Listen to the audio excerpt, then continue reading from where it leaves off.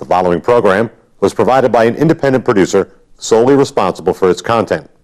The opinions expressed do not necessarily represent the views of this station, its staff, board of directors, or underwriters.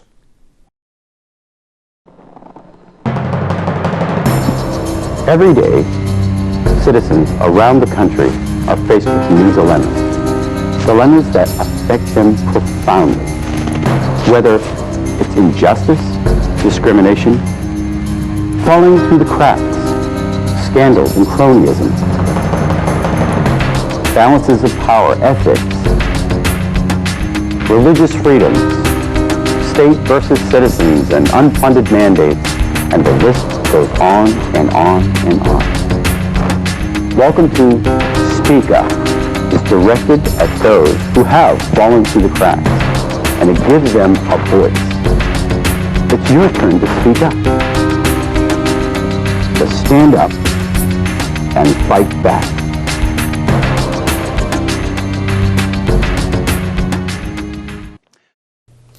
Thank you for joining us for another episode of Speak Up. I'm Kevin Avard, State Senator here in New Hampshire. I represent District 12.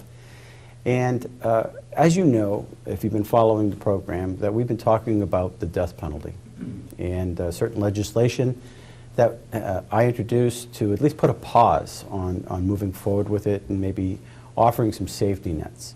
I've been a pro-death penalty person all my life, and in recent years, after certain discussions and testimonies, I have a great pause to reflect and maybe reverse my decision. We've interviewed Randy Steidel, who was on death row for about 12 years. He was wrongfully accused. He was set up. And in that 12 years, he was waiting to be put to death until, by fate, by miraculous providence, he was exonerated. We've introduced testimony from attorneys who have actually prosecuted people and have sentenced them to death. And one person came on our show and he talked about how he possibly put somebody to death on death row, a person who was innocent, or possibly innocent. Today I have another guest, and his name is Ray Krone. He also was an exoneree, and he's here to share his story. And I hope this helps you in your reflection on this whole topic as well. It's not like there's this huge jump. There are people that have actually been affected by being wrongfully accused. And fortunately, he being the 100th exoneree joins us today. So Ray, thank you for coming on the show. And I appreciate you coming here to tell your story. You're actually coming up to testify on the legislation as well that's being introduced to put a pause on things. And I know that's not a full repeal. Everybody wants to hear that. But, you know, at times you have to spoon feed the public. And I mean that because if you're set in your ways for so long, you can't just jump ship and change it. It's just not how things work. But it's good to bring up the discussion. You were on death row. I know nothing about why you were put there. Well, you're right. I think it's something not just here in New Hampshire, but it has been reviewed around the country that sort of brakes are being put on this speeding to execution, speeding to judgment, because of the number of stakes. My release in 2002 as number 100. There's been 50 more in just the last basically 12 years. The ones we know about. As far as my case, I probably should start out saying first off, I'm from a small country town in Pennsylvania. One of them small towns, the day you're born, you already have a reputation. Mm-hmm. I went to the same high school my grandparents went to, same church my great-grandparents went to. You knew everybody. I was in the church choir. I was an acolyte. I played Pee-wee football, Little League baseball, was in the Boy Scouts. Graduation, I went and enlisted in the U.S. Air Force. I signed up for 6 years active duty. My 6 years ended up being out in Phoenix, Arizona. I got out, I got a job at the post office. Life was good. I hadn't met the love of my life. I had never been married, and the money I got from the post office was mine. I enjoyed the life out in Arizona. I was still involved in a lot of sports, and that's where my problem arose. A local owner of a bar that I played volleyball for, I played darts there, came in one morning, found the front door unlocked at his bar, thought, what's going on here? Why wasn't this secured? As he made his way around through the bar, he found his night manager stabbed to death, lying in a puddle of blood in the men's bathroom. All she had on was her socks. And of course, the police were called, and they initiated an investigation under the assumption that this had to be somebody that knew her. So there was no robbery, no break-in. They questioned co-workers, and one of them mentioned my name. Of all the people, one of them said that she liked a guy named Ray Krone. They came and questioned me. During that time, at one point, a 3-hour interrogation, they'd take fingerprints of me, they'd take mugshots of me, saying I was her boyfriend. I was, and I'd been going to the bar for 2 months. I told them that I'd only know her as working there at the bar. And at one point, they actually had a piece of styrofoam, had me bite into it. Now, I didn't know what was going on. There was no information fed to me. It was not in the news yet, not in the papers. Nevertheless, that ended after 3 hours. I was taken home. I didn't know who killed her. I don't know why anybody would kill her. And I was home in bed. I have a roommate that knows that. The next day, the detective was there after I got done delivering my mail at the post office. He was there to question me again. He said, I don't think you've been completely truthful with me, Mr. Krone. You want to cooperate, don't you? And well, sure. I mean, I've never been in trouble with the law. I have no reason to mistrust him or be worried I didn't do anything. Mm-hmm.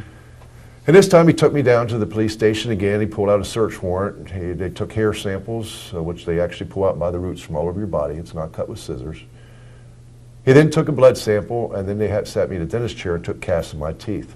Still, I didn't know what was going on. It had been in the news now. I don't know why they was going through this with me, but I cooperated. At the age of 35, I was at that time. Again, I was taken home, and I thought that was the end of it. At one point, though, when I got to read the search warrant, it actually said they had 3 hours to do this. And I had a broken jaw when I was young, 17.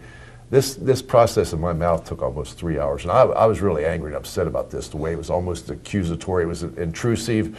And at the end of it, he wanted to ask me through a question. I said, your 3 hours are up. And he said, did you have an attorney at this point? No. And I hadn't been read the Miranda rights. That's only on TV, actually.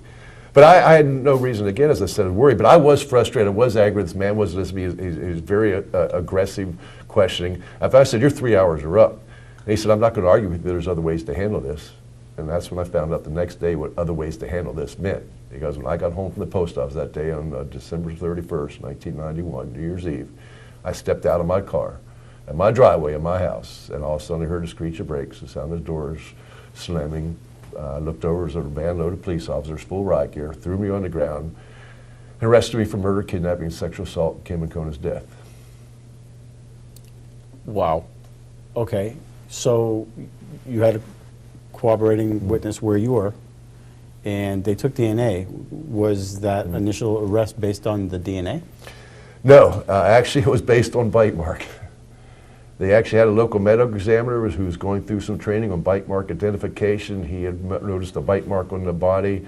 When they got the imprint of my teeth in the styrofoam, that's when they got the search warrant to come back and get his teeth, actual prints of my teeth. They compared that, said it was a match, and that's why they got the arrest warrant. I was arrested just 2 days after they found Kim's body. Now, as I said, I'd never been in trouble with the law before. I have supported the death penalty. I thought any minute I'll be released from the county jail because they're going to find and continue investigation, find out I had nothing to do with this. I don't have no motive. I barely knew her, and I have a roommate that knows I've never left the house.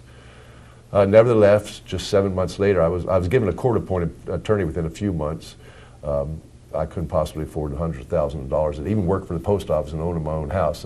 It's just astronomical the amount of money it costs. But when they appointed this man, the private attorney, I thought, good, I'll finally get somebody this will be over with. They went on to grant him $5,000 payment for representing me in a capital murder case. You can't get a divorce for $5,000, which is why I got the little 3-day trial. It was all about bite marks. The prosecution hired a bite mark expert who came in and testified that absolutely 100% those were my teeth marks in that body. My defense attorney basically really said not little. They actually had a police officer, go over and talk to my roommate, what they call an alibi buster. Said, well, how do you know he was there? Were you there in the room with him? No, of course. So you don't know for sure he was there. Well, I know he never left. Well, how do you know? Those type of questions. So finally they said, well, Mr. Junkin wasn't sure if I was there or not. And eventually, just a 3.5-day trial, took the jury 3 hours to convict me of murder and kidnapping, and the judge went on to sentence me to death. Wow. So now you're on death row.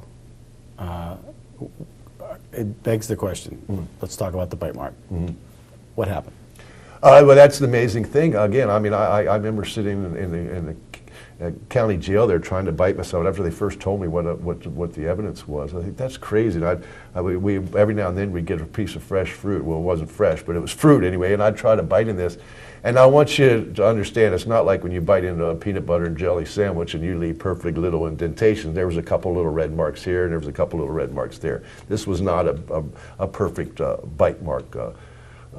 During trial, actually, the expert had said that some spots where the teeth didn't quite line, he'd take and roll the upper cast and the lower cast of the teeth and explain which teeth numbers these were. And when my attorney, what little he questioned, he would actually say, well, how comes that doesn't matter? Well, this is skin, it's flesh, it's not a good medium for taking proper prints. And I'm thinking, well, if it's not a good medium for why you made mistakes, maybe it's not a good medium also for why you think it's a match. Nevertheless, I said I was sentenced to death. I was sitting on that prison. Fortunately for me, coming from a small town, being a 35-year-old man, my friends, the people that knew me, knew my honor, my integrity, my word was good. They believed me. I had high school teachers write me and say they didn't believe this. Mm-hmm. They remember me from school. And that gave me the strength to survive in that cell the size of most people's bathroom. Did you appeal? I did, and it's automatic in Arizona, as most states. When you get a death sentence, it's automatic. It was a direct appeal to the state's Supreme Court. They just review the evidence. Was it admissible? Was it, according to the rules? And in my case, actually, it turned out, and I have to say, my attorney actually did something right at one point. The day before trial, the prosecution introduced a videotape made by their bite mark expert about his expertise and how he matched this definitively to my teeth. The trainee. Yeah, and of course, my attorney was actually awake and paying attention at the time. He objected. He said, "Your Honor, I've never seen this evidence before. You can't allow this evidence in." The judge, who was an ex-prosecutor responsible for half a dozen people already on Arizona's death row, said, "No, overruled. We're going to allow this evidence in." And then in a burst of brilliance, probably never again recreated in my attorney's career, he actually asked for a continuance. He asked for a 30-day delay so he could review this evidence. And the judge says, denied, we need to get this trial rolling. And now that was just 7 months after they found Kim's body. 7 months since my arrest, they got to get a capital murder case rolling. So when the Arizona Supreme Court reviewed this, they recognized it was a violation of rules of discovery. As a defendant, you have a right to know what evidence is going to be used against you in a timely manner. They ruled that this was important evidence. The whole case was about a bite mark. And they actually said without this videotape, there wasn't even a jury submissible case against Mr. Krone. And so I was ordered a new trial. And by now, my family had come and seen me, visited me on death row, seen me shackled, handcuffed to a table so I could talk to them on the phone through plexiglass. People were executed in Arizona at that time. We knew the state would and could kill you. Guilty or innocent, this was just the finalization of that sentence. And my folks mortgaged their house, cashed in their retirement funds, had local groups back in my small town, had church raised money and stuff, and we still can come near the $100,000 it cost, but there was an attorney out of Southern California that heard about this bite mark case, this snaggletooth killer I was called. He said, let me represent him, just pay the court costs. In contrast, my second trial lasted almost 7 weeks, over 500 exhibits reduced. We actually found out that way back in 1992, they had taken a swab from her breast where this bite mark was. Now, DNA was new. They hadn't quite perfected it yet, but they had done some testing, and it wasn't me. It wasn't my DNA, and they denied they'd ever done it. My attorney had actually got all the police reports, finally turned over to him, found out that they had done it. Well, then they said, well, we used it all up. He found out, no, actually you sent it off to a DNA lab in Colorado. We were finally able to get it through corridors. That being said, what was that process? I mean, just by your tone, it sounds like that was like pulling teeth.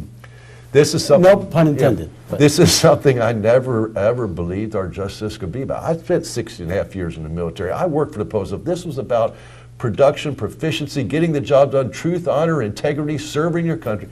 I could not believe this type of runaround that we were getting. First, you deny it. Oh, then we catch them in that lie. Oh, then they deny. They lied, and you had to catch them in the lie in order for them to turn over things that would help exonerate. Exactly. And why do you think they were lying? That's the thing that scares me. Is it just a win-at-all-cost attitude? Because certainly it's not my background. I have no police record. I didn't even have speeding tickets. With the post office, you lose your driver's license, you're done your job. So that is a good question. It's one that I've never really had answered. Is it arrogance that certain, and so people got to understand too, the prosecutors, while they're elected or appointed, depending on which level they are in a DA's office, they are the sole decider of that life or death. It's not a group of people. We, the public, allow that one person, that one individual to decide, do I seek the death penalty in this case or not? Are they screened for that? Are they, what are their backgrounds to allow them to continue to do this? So you got the material that you needed, your attorney did, and after they finally got that information, then what? It was presented at the second trial, and I thought, good, finally the truth came out. The DNA was actually what we got, and was tested by Dr. Blake, who progressed the ability to take the smallest amounts of DNA and expand it into testable stuff. He did the test. The preeminent DNA doctor in the U.S., out of California, said undoubtedly, 100%, there's no way that could possibly be my saliva on that bite mark. The bite mark that their expert says was me was no way it was my DNA. I thought, yeah, my family had come out from Pennsylvania, sat through that trial. The local newspapers were there. Yes, the truth's coming out. And now the whole case was predicated upon the bite mark that I made at the time of death. Right. And at closing arguments, that prosecutor stood before that jury, said, don't let the defense mislead you. That's all they've been trying to do. We know who committed this horrible murder. He's sitting right here in this courtroom. And you as a juror is responsible to see that justice is done for Kim and her family. That DNA is easy to explain. She's a waitress that was just transferred there by accident from somebody else's bottle or glass. Took the jury 3.5 days, come back and found me guilty again. Now I can't ever describe the pandemonium when that happened. They said guilty, and I was going, well, no, back up, that's not what you mean. I'm looking at the jurors, they're wiping the tears out of their eyes. The bailiff that was reading the verdict's voice is breaking up. He can't hardly finish it. My attorney's hanging over my shoulder saying, oh my God, Ray, why didn't they see the truth? I look over at the prosecutor, they're all jumping up and down, celebrating like they won a big ball game. But right when all this is going on in snapshots through my mind, like, no, back up, this can't be possible, it didn't happen. I heard the most horrible scream and wail from right behind me in that courtroom was my mom and my sister. And turn around and see the tears in their eyes. Mom, don't cry, Amy, it's all right. My little sister is just bawling in tears. They weren't just doing it to me, they were doing it to my family. Nevertheless, when I went for sentencing before that judge, he had been through that 7 weeks. He'd heard the evidence been testified to. He said this case was going to haunt him for the rest of his life, that he had lingering residual doubt of my guilt. So he sentenced me to 25 to life instead. Then went on to add 21 more years for the kidnapping. He wasn't sure I did it, he wasn't going to send me back to death row. So he gave me a total of 46 years minimum. I was 35 when it happened. I'd had to live to be 81 to my first chance at ever release. All right, you're sitting here today, so obviously something happened, and you have that tape, all these hearings are taped. Do you have that recording of the judge actually saying that? It's actually in the court records, on the transcripts it is. Yeah, it's going to haunt It's a transcript, yep. And there was nothing he could do, or she? Or, I don't He know. actually had the power. He could overturn the conviction. He didn't, but he could have actually, according to law. Interesting. So you're obviously sitting here, so something happened while you're being confined. Again, my case goes through the appeal courts now because it's not a death sentence. It doesn't go right to the state Supreme Court, but the appellate courts got it after a few years. I'm now not on death row in isolation, total isolation from everybody. I'm out walking in the yard, what they call the walls. And prisons are dangerous. I've been stabbed a number of times. They are racist. They are they're not segregated, but they're certainly controlled by gangs. And I'm getting through there. I'm seeing people released from DNA, and at first I have mixed emotions. Like, yeah, that could be me one day because I'm innocent too. And on the other hand, oh, wait a minute, a lot of good DNA did me. Finally, unfortunately, by 2001, a lot of states were recognized. Most states all had a window frame, a window to introduce new evidence. If you didn't bring up new evidence in 1 year, 2 years, you could never bring it up. And they realized DNA is an exception. This was too important, too critical of proving a possible innocence. And Arizona passed a new law allowing post-conviction relief for DNA testing. It hadn't previously been done. We found out that the police, that her clothing had been cut off her and thrown in the corner of the men's bathroom. We found out that they saved and preserved that. We petitioned the courts to do DNA testing. That was objected to by the prosecutor's office. They said it's a wild goose chase. You would think the prosecutor would say, hey, wait a minute. Let's really get at the truth and find the real person, just in case. Let's have a little safety net, a plan B, that, you know what, instead of going full bore after, is there some incentive to not do that?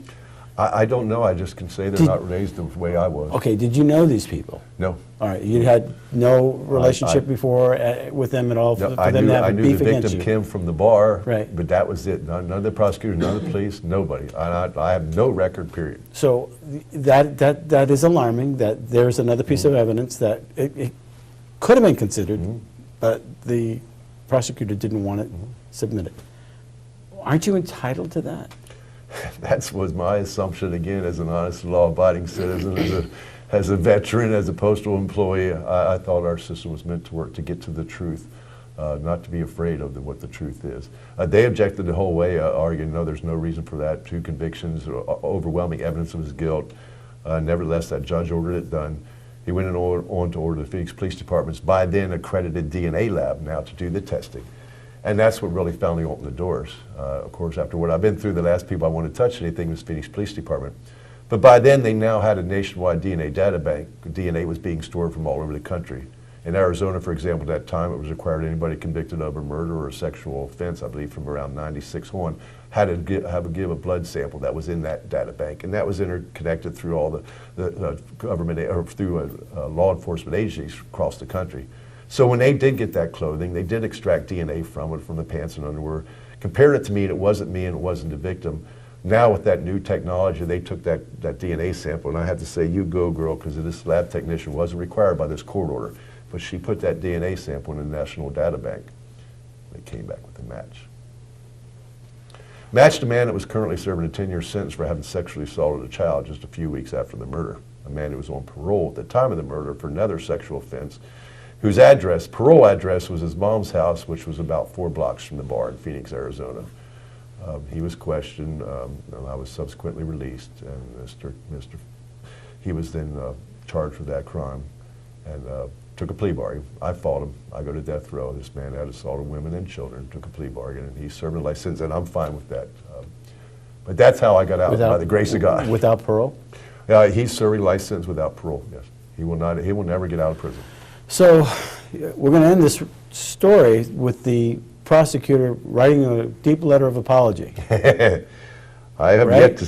yet to see those things. I think, at least in my case, and again, I know there's good prosecutors out there. It's just one of those things in our country. You want to have a roll of the dice to be somebody, you or your family, involved in one of the prosecutors that maybe are just trying to climb that career ladder to get that advancement. And if you've got a death penalty case, you don't want to lose one of them. That'll be the biggest case you'll have in your career.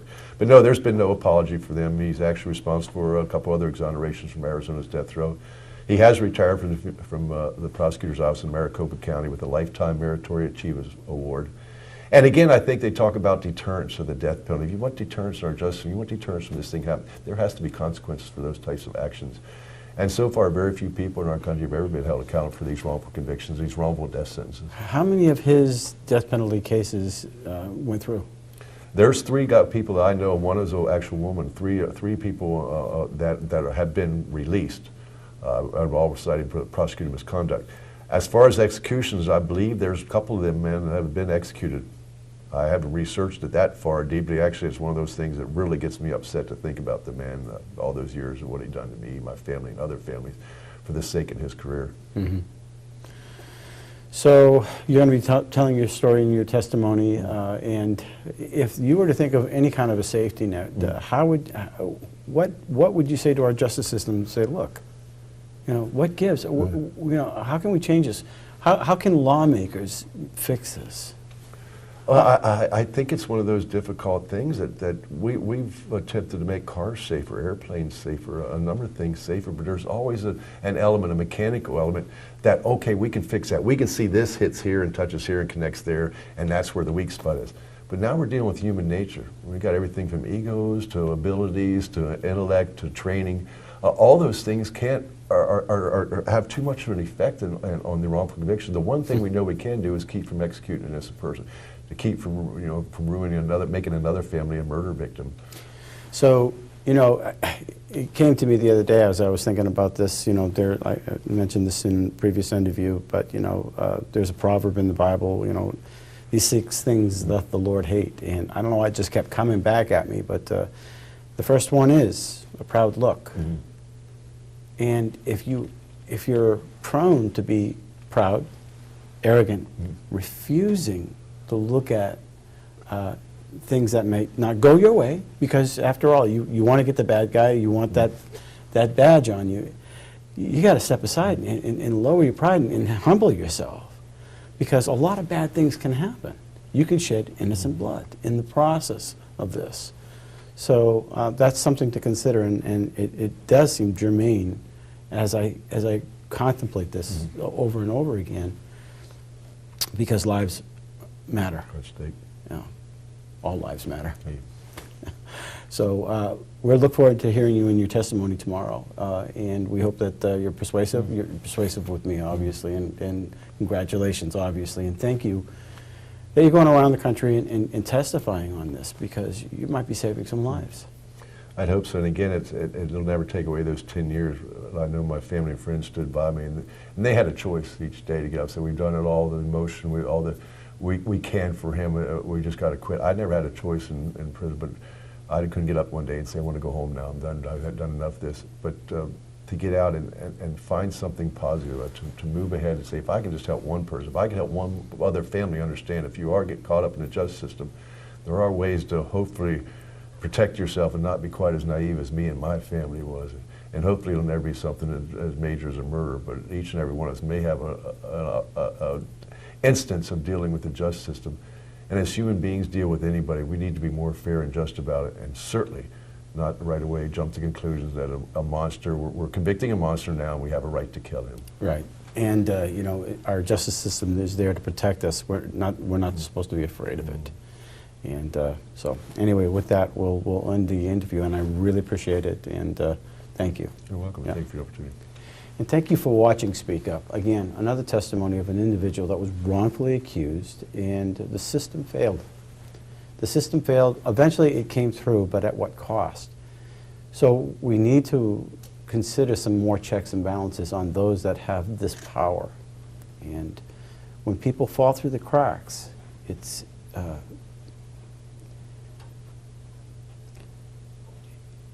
I really don't have words. I just don't, I don't see our system helping the people that it needs to help. I'm hearing too many complaints on different levels. These are death penalty issues. Heck, they can't even get family court right at times. We see kids being separated on a regular basis on rules that don't make sense. And now we have people that are being sentenced to death and that are not allowed to bring up evidence that exonerates them. What's going on?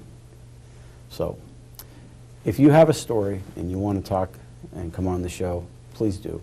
Contact me, Kevin Avard, at speakupnh@gmail.com. Until next week, thanks for watching Speak Up.